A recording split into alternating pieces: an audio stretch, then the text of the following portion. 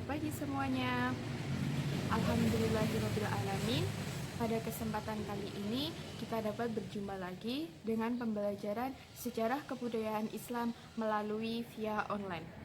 Karena keadaan yang tidak memungkinkan untuk bertatap muka, maka pembelajaran sejarah kebudayaan Islam kita ganti melalui via online. Nah, pada kesempatan kali ini saya akan membahas materi untuk kelas 12 tentang kerajaan-kerajaan awal Islam di Indonesia. Nanti saya akan jelaskan dan saya lampirkan peta konsep tentang kerajaan-kerajaan awal Islam Indonesia. Nah, kerajaan awal Islam di Indonesia itu terdiri dari 8 kerajaan. Dan nanti saya akan jelaskan beserta penjelasannya dan peranannya. Nah, ini dia penjelasan yang saya akan jelaskan. Bertema kerajaan-kerajaan Islam awal di Indonesia. Kerajaan-kerajaan Islam awal di Indonesia itu terbagi menjadi 2 subbab. Yang pertama, sejarah perkembangan kerajaan Islam awal di Indonesia, dan yang kedua, peran kerajaan Islam awal di Indonesia.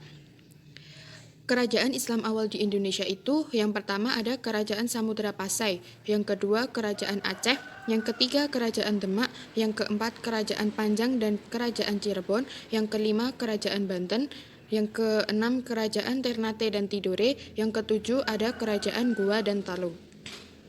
Semua kerajaan itu mempunyai peran kerajaan tersendiri di Indonesia. Yang pertama, perannya itu mengenalkan ajaran Islam kepada penduduk di kerajaan tersebut. Kedua, memudahkan transaksi perdagangan dengan para pedagang dari kawasan timur. Yang ketiga, mengubah budaya yang banyak digunakan di zaman kerajaan sebelumnya. Yang keempat, menciptakan tata kehidupan baru yang sesuai dengan ajaran Islam. Yang kelima, menciptakan kedamaian kepada seluruh rakyat. Oke, kita mulai untuk kerajaan pertama. Yang pertama ada Kerajaan Samudra Pasai. Kerajaan ini didirikan pada abad ke-11, terletak di pesisir timur Laut Aceh, dan kerajaan ini menjadi kerajaan pertama di Indonesia. Kerajaan Samudra Pasai runtuh pada tahun 1360 Masehi karena ditaklukkan oleh Majapahit. Raja-raja yang memimpin kerajaan Samudra Pasai diantaranya ada Maharaja Mahmud Syah, Maharaja Mansur Shah, Maharaja Ghishashuddin, Maharaja Mayorahno, Maharaja Sultan Malik Al-Saleh. Yang selanjutnya ada Sultan Muhammad Malik Az-Zahir, Sultan Mahmud Malik Zahir, Sultan Mansur Malik Zahir, dan yang kesembilan ada Sultan Ahmad Malik Zahir, yang terakhir ada Sultan Zainal Abidin. Raja-raja tersebut mempunyai ciri khas tersendiri dalam memimpin kerajaan Samudra Pasai. Kalian bisa baca yang saya panahi ini ya. Kemudian yang kedua ada Kerajaan Aceh. Kerajaan Aceh itu berdiri pada tahun 1511. Kemudian Kerajaan Aceh ini kerajaan kecil yang berada di Aceh dan pesisir timur Sumatera seperti Aceh Timur, Pidi, Aceh Barat Daya, dan Sumut.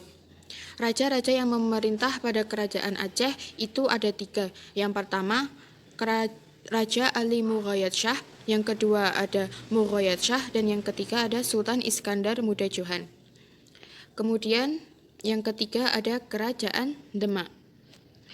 Berdirinya Kerajaan Demak ini dilatar belakangi oleh melemahnya pemerintahan Kerajaan Majapahit atas dasar daerah pesisir utara Jawa. Puncak kejayaan Kerajaan Demak ini terjadi pada masa pemerintahan Sultan Trenggono. Kerajaan Demak mengalami kemunduran karena terjadinya perebutan kekuasaan antara Sunan Prawoto dengan Arya Penangsang. Raja-raja yang memimpin di Kerajaan Demak antara lain yang pertama itu Raden Fatah, yang kedua Pati Unus, yang ketiga Sultan Trenggono, yang keempat Jagatingkir, yang kelima Pangeran Benawa. Kemudian selanjutnya ada Kerajaan Cirebon. Kerajaan Cirebon ini terkenal dengan Kesultanan Islam pada abad 15 dan 16. Kerajaan Cirebon menjadi pangkalan penting dalam jalur perdagangan dan pelayaran antar pulau. Mata pencaharian penduduknya sebagai nelayan, dan lain-lain. Raja yang memegang pemerintahan Kerajaan Cirebon antara lain yang pertama Pangeran Cakrabuana, yang kedua Syarif Hidayatullah, yang ketiga Pangeran Pasarean, yang keempat Pangeran Agung, yang kelima Pangeran Sedanggayam, yang keenam Pangeran Putra. Selanjutnya ada Kerajaan Banten. kerajaan Banten ini terjadi adanya perluasan daerah dari Kesultanan Demak. Pelabuhan kerajaan Sunda selain pelabuhan Pontang, Cigede, Tamgara, Sunda Kelapa, dan Cimanuk. Kerajaan Banten ini mencapai puncak kejayaannya pada masa pemerintahan Abu Fatah Abdul Fatah. Akhir kerajaan ini ditandai dengan penghapusan Kesultanan Banten pada tahun 1813 oleh kolonial Inggris. Raja-raja yang memerintah yang pertama ada Sunan Gunung Jati, yang kedua ada Abu Fatah Abdul Fatah atau Sultan Ageng Tirtayasa. Selanjutnya ada Kerajaan Ternate Tidore. Ini merupakan kerajaan ke-7 Islam awal di Indonesia. Terletak di sebelah barat Pulau Halmahera. Kemudian wilayah kekuasaannya ini meliputi Kepulauan Maluku dan sebagiannya Papua. Selanjutnya kalian bisa baca sendiri poin-poin yang ada di Kerajaan Ternate Tidore ini. Nah, raja yang memimpin pada Kerajaan Ternate Tidore ini yang pertama ada Sultan Hairun. Beliau berkuasa di Ternate sejak 1559. Kemudian yang kedua ada Sultan Babuwah. Memimpin perang melawan Portugis. Sultan Babuwah dapat berhasil dalam pemerintahannya dan mendapat julukan Tuan dari 7 pulau 2 pulau. Sultan Babuwah berhasil memperluas wilayah kekuasaannya hingga Maluku, Sulawesi, Papua, Mindanao, dan Bima.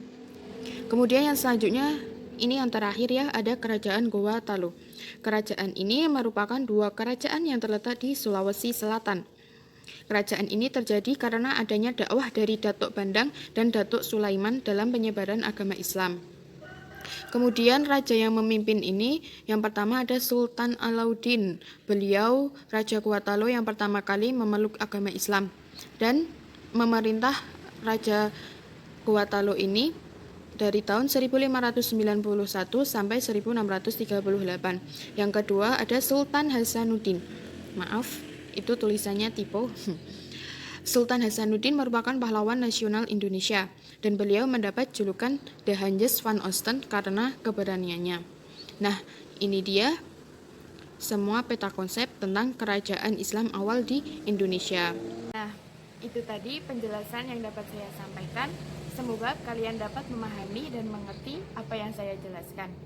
Mungkin cukup sekian dari saya. Semoga kalian semua mendapat lindungan dari Allah Subhanahu wa Ta'ala, sehat selalu, dan semangat dalam mengikuti pembelajaran via online ini. Semoga kita dapat berjumpa lagi di lain waktu.